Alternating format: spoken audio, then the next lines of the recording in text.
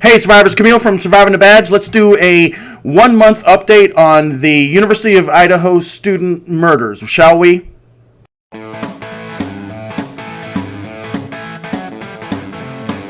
All right, so today I am drinking a little bit of Bullet bourbon. Somebody has asked in an email earlier in the month what bourbon I'm drinking. Today it is Bullet, and I got a nice glass from John when he went to Ireland. Thank you, John. I appreciate that. So let's talk about some updates on this University of Idaho student murders. It happened November 13th, so we're coming up on the 1 month time frame on that, and everybody seems to be really anxious and upset that it is taking so long, and it is. It is 4 murders, university students, 3 women, 1 gentleman.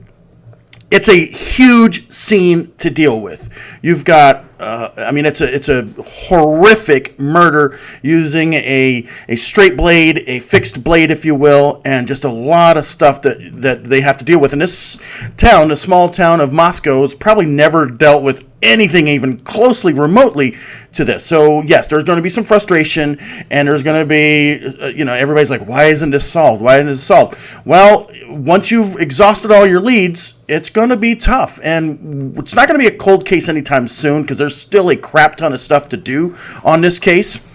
But let's dive into what we know. We know that the FBI is currently helping the local law enforcement in this, and they're providing technical assistance, resources that the local PD does not have. They're probably running a lead software program, and let me talk about that for a minute.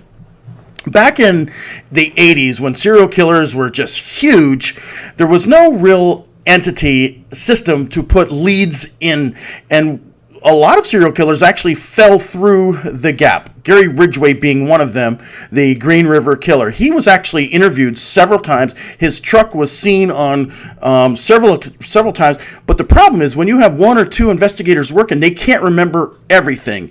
And when they went back and they looked at index cards and the system that they were using before, yes, they found Gary Ridgway and his vehicle mentioned over and over again. So the FBI and a lot of state agencies implemented software programs so that when you put a lead in, a person's name in, or a tag or a color of a description, and you've got it more than once, it will flag that and say, hey, you know what, this vehicle's shown up a couple of times, this person has shown up a couple of times in this investigation, maybe we should move this up in a level of more action and dive into this person's background just a little more, because we're all human. We don't have the ability to retain and remember everything that we might need to in a large scale case. And I'm sure that this is being I've worked the Daytona Beach serial killer case, and what would happen is we would get a lead, and we would go out and we follow the lead, whether it's collect DNA from somebody or interview somebody, and we would come back and we enter that report into the system, and then we would get the next lead, and the case agents would review that. The software program would analyze any consistencies, any matching things, and then they'd ship off the DNA to the lab to see if there was any match to the DNA profile that had been developed. So that's currently one of the things that's going on, and there's a lot of other things. There's interviews. A lot of people have been eliminated as suspects.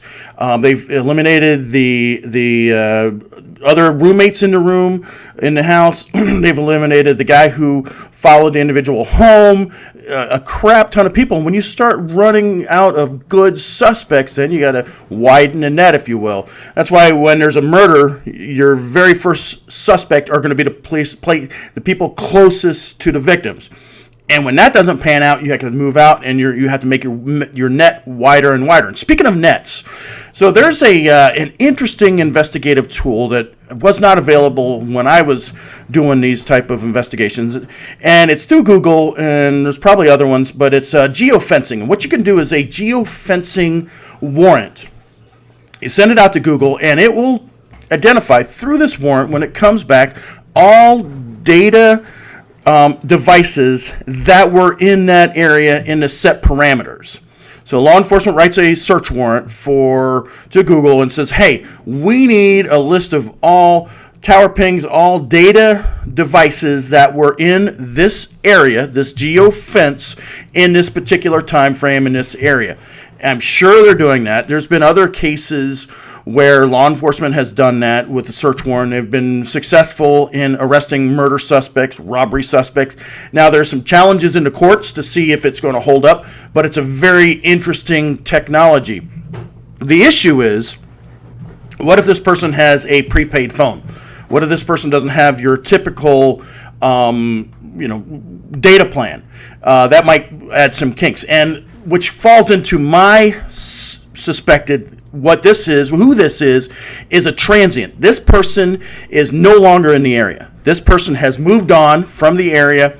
Maybe and if you're a true crime junkie like I am, and you hear about a lot of successful long-term killers, a lot of them are over-the-road truck drivers, or they travel, or they're transient, and they've moved on, and people are focusing in one particular area, and the suspect has moved on from that.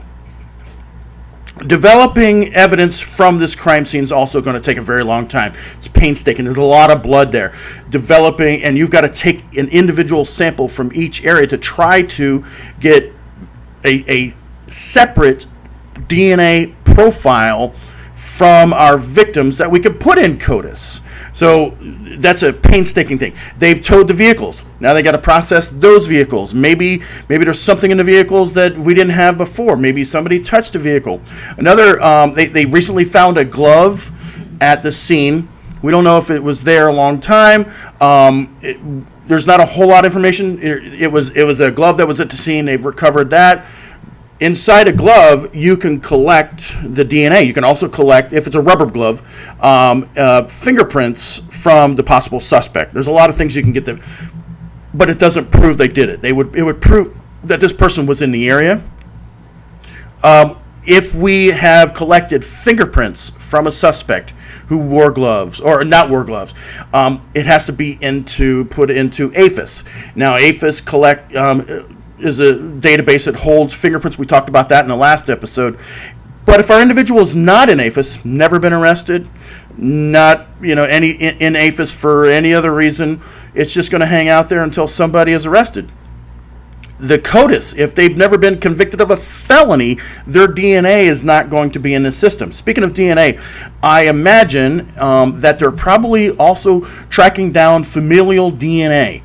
And just like the Golden State Killer was caught through familial DNA, they're going to use familial DNA. And what it is somebody has submitted their DNA to an entity to see if what type of background they had. I talked about this in the last time. My wife's 97,000% Viking, and so this person who would have submitted is going to submit it and find out. And most state crime labs have a unit that checks familial DNA. If they have a profile at the scene of their suspect, they're going to check familial DNA, and it might not get the person, but it's going to get maybe an uncle or a brother or something. And there's been a lot of cases solved like that. The Daytona Beach serial killer case that I worked on eventually got caught through familial DNA. And when they identify somebody, what they will have to do is they can't just make an arrest.